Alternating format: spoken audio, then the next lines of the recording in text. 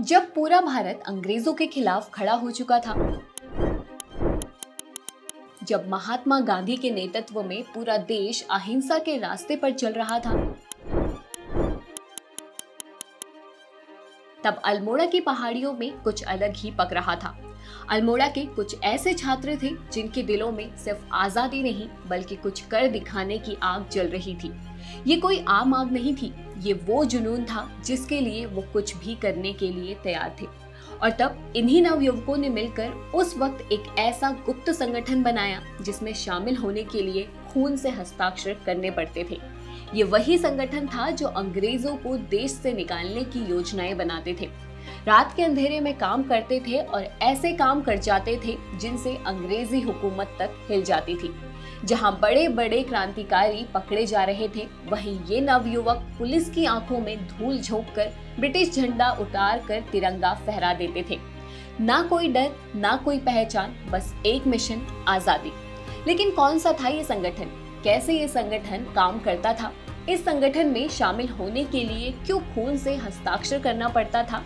और आखिर अंत में कैसे ये साहसी संगठन टूट गया? आज के इस वीडियो में जानेंगे इन्हीं सवालों के जवाब।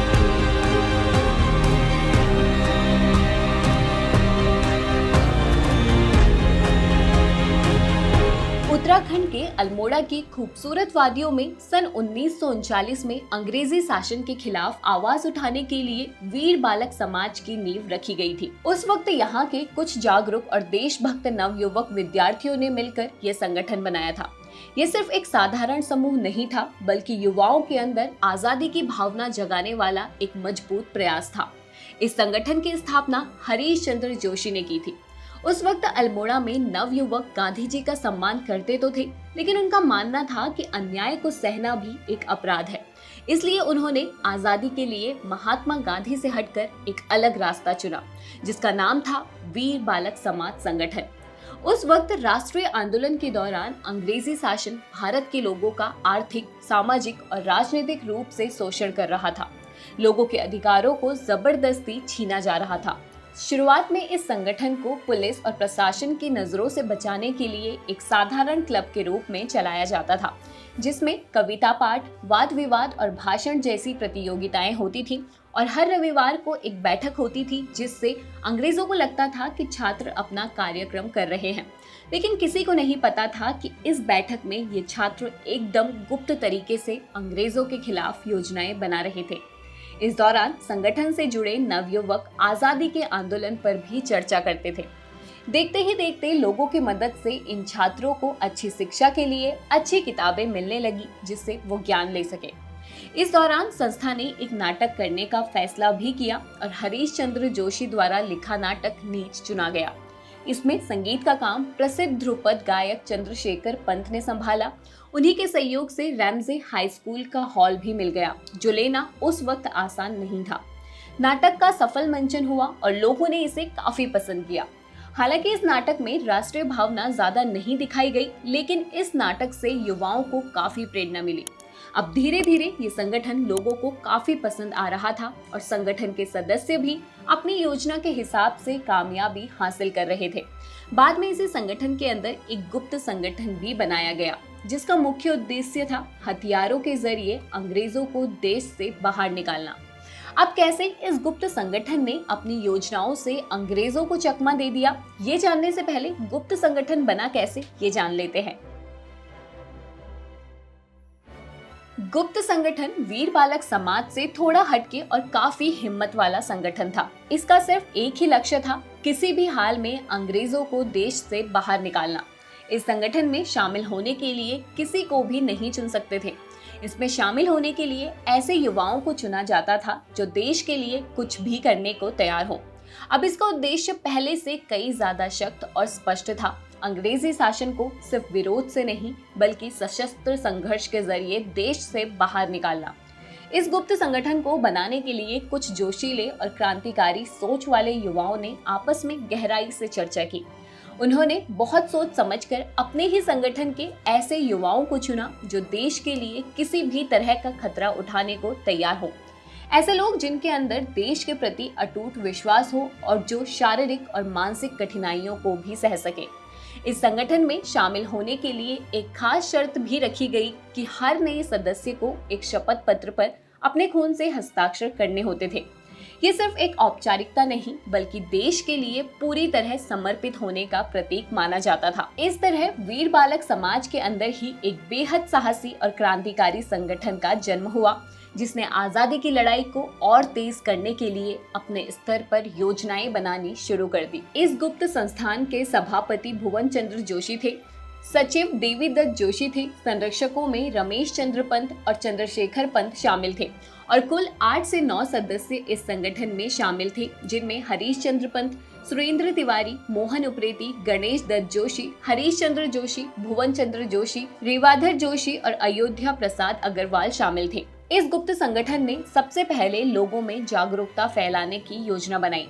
उनका मानना था कि अगर आम जनता को अंग्रेजों के अत्याचारों के बारे में बताया जाए तो आजादी की लड़ाई को और मजबूती मिल सकती है। इसी सोच के साथ उन्होंने अंग्रेजी शासन के खिलाफ पर्चे छापने का फैसला किया। लेकिन सबसे बड़ी चुनौती थी प्रिंटिंग की व्यवस्था करना। इसके लिए नवयुवकों ने एक गुप्त प्रेस बनाने की योजना भी तैयार की। काफी सोच विचार के बाद ये तय हुआ कि अल्मोड़ा की मशहूर इंदिरा प्रिंटिंग वर्क से टाइप यानी छपाई में इस्तेमाल होने वाले अक्षर चोरी किए जाएंगे। ये काम आसान नहीं था, लेकिन संगठन के सदस्यों ने हिम्मत दिखाई और एक रात चुपके से इंदिरा प्रिंटिंग प्रेस पहुंचे और वहां से टाइप चुरा कर ले आए। इसके बाद उन्होंने उन्हीं अक्षरों को जोड़कर गुप्त रूप से पर्चे छापने शुरू कर दिए। जब बड़ी संख्या में पर्चे तैयार हो गए तो उन्हें पूरे शहर में फैलाने की योजना बनाई गई। दिसंबर की एक ठंडी और सुनसान रात को बड़ी सावधानी और चतुराई के साथ अल्मोड़ा की दीवारों पर ये पर्चे चिपकाए गए। इन पर्चों पर लिखा था, आग जलेगी ब्रिटिश साम्राज्यवाद के नाश के लिए। पर्चों के नीचे सोशलिस्ट रिपब्लिकन पार्टी का नाम छापा गया था, जो कि भगत सिंह और उनके साथियों से जुड़ा हुआ था।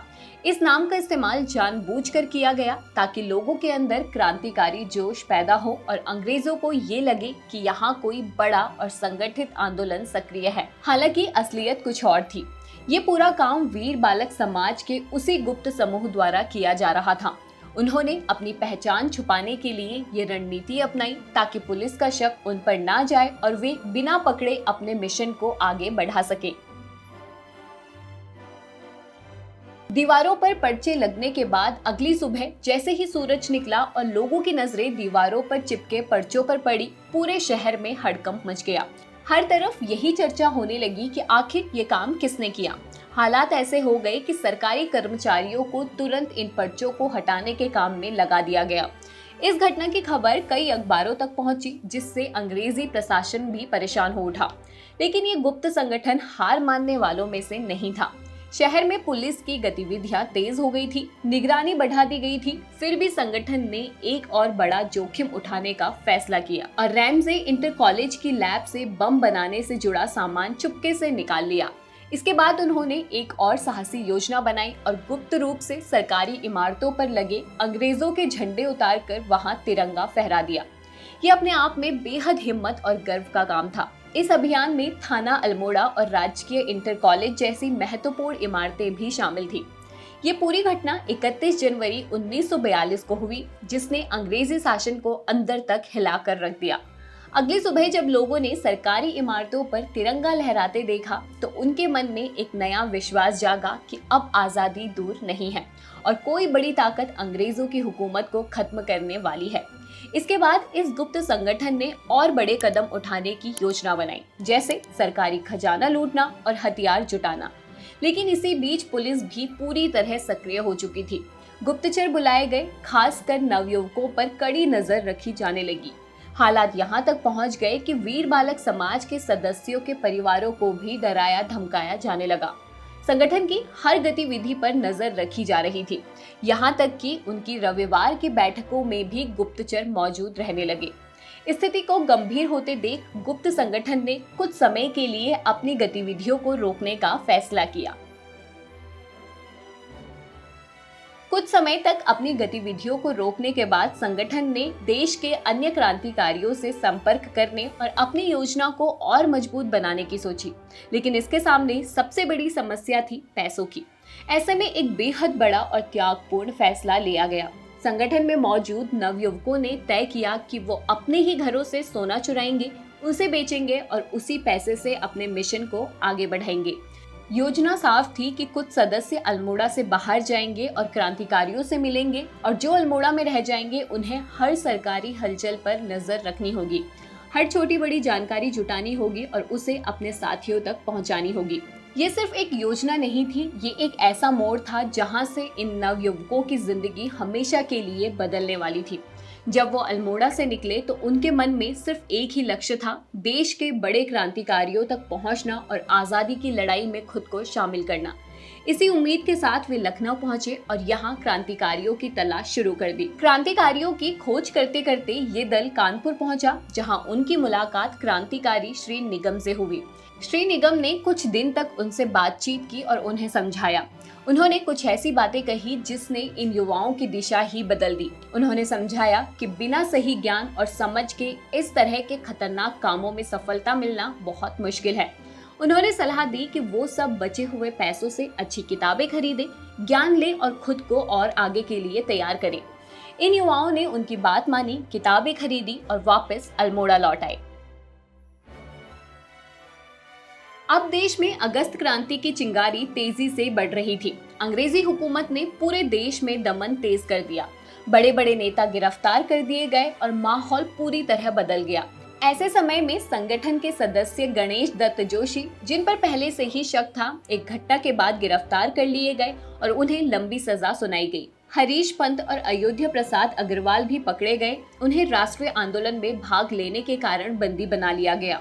लेकिन हैरानी की बात ये रही कि वीर बालक समाज के गुप्त कारनामों का पूरा सच सरकार अभी भी जान नहीं सकी। इधर संगठन के बाकी सदस्यों पर भी इसका असर साफ दिखने लगा। रेवाधर जोशी को राजकीय इंटर कॉलेज से निकाल दिया गया। हालांकि कुछ महीनों बाद उन्हें फिर से वापस ले लिया गया, लेकिन तब तक हालात काफी बदल चुके थे। पुलिस की लगातार निगरानी, बढ़ता दबाव और हर कदम पर शक की नजर ने इस संगठन की नींव को हिला दिया। रविवार को होने वाली बैठकों का सिलसिला कुछ समय तक चलता रहा, लेकिन अब उनमें पहले जैसी आजादी, जोश और ऊर्जा नहीं बची थी। राष्ट्रीय नेता जेलों में बंद थे और परिवारों ने भी अपने बच्चों पर सख्त निगरानी शुरू कर दी थी। धीरे धीरे ये संगठन ऐसे ही टूटने की कगार पर पहुंच गया और कुछ ही महीनों में इसके कई सदस्य उच्च शिक्षा के लिए अलग अलग शहरों में चले गए।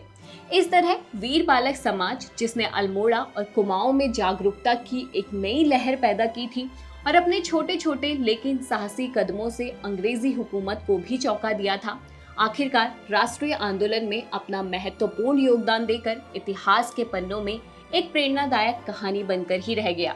और शायद यही वजह है कि इसकी कहानी आज भी ज्यादा लोगों तक नहीं पहुंच पाई, क्योंकि ये आंदोलन जितना साहसी था उतना ही गुप्त भी रहा और कई राज अपने साथ ही इतिहास की परतों में छुपाकर चला गया। तो ये थी वीर बालक समाज की वो कहानी जो इतिहास की किताबों में शायद ज्यादा जगह नहीं बना पाई, लेकिन इनके हौसले किसी भी बड़े क्रांतिकारी से कम नहीं थे। सोचिए, वो उम्र जब आम बच्चे अपने भविष्य के सपने देख रहे होते हैं, उसी उम्र में ये बच्चे अपने देश के भविष्य के लिए सब कुछ दांव पर लगा रहे थे।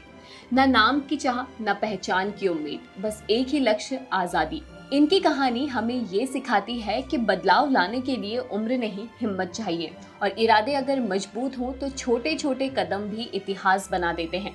शायद यही वजह है कि ये कहानी गुमनाम रह गई, क्योंकि ये लोग खुद भी गुमनाम रहना चाहते थे, अपने नाम के लिए नहीं बल्कि देश के नाम के लिए जी रहे थे। आज जब हम आजाद भारत में खुलकर सांस लेते हैं तो कहीं ना कहीं उस आजादी में इन अनसुने, अनदेखे वीरों का भी हिस्सा है, जिनकी कहानियां वक्त के साथ धुंधली तो पड़ गई, लेकिन उनका जज्बा आज भी उतना ही जिंदा है। और शायद इतिहास के पन्नों में छुपी ये खामोश कहानी आज भी हमें यही याद दिलाती है कि आज़ादी सिर्फ पाई नहीं जाती, उसे पाने के लिए कुछ लोग खुद को भी भुला देते हैं। अगर आपको हमारी ये पेशकश अच्छी लगी हो तो इसे लाइक और शेयर जरूर करें और घुघुती को सब्सक्राइब करना ना भूलें। धन्यवाद।